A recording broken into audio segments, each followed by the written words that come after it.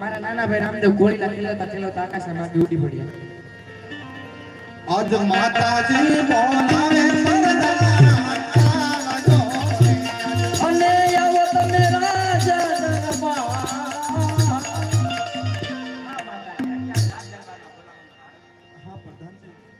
નાના કુંવર રામદેવ ઘોડીલા ખેલતા ખેલતા આકાશને માર્ગે ઉડી ગયા.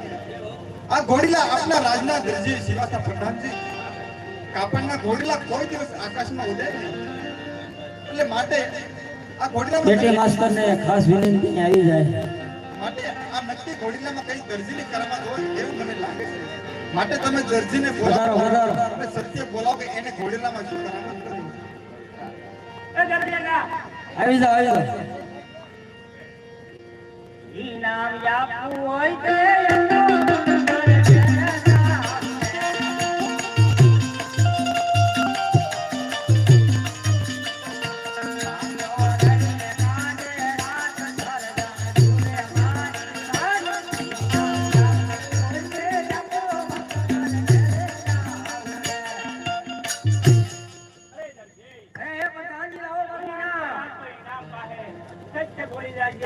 મહારાજાને તો ઉત્તમ છે. મારે શંકર ધ્યાનમાં રાખવાનું નથી.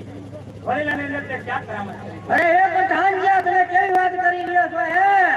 જ્યારે તમે મારી આગળ ઘોડો લેવા આયા ત્યારે મેં તમને કીધું હતું કાયનો વિષ્ણુ વાકા છે હે. લશ્કરમાં સીધા કરતા જાજો. માટે ઘોડામાં તમે કાક કરામત કરી છે પઠાણ. અરે દરજી, કાંઈ પૂછડી વાંકા હોવાથી કોઈ ભરેલો આકાશ માર્ગે જાય નહીં. અરે દરજી, હજી બી તમે તો સત્ય બોલીતા. અરે રાજા ના વાજલા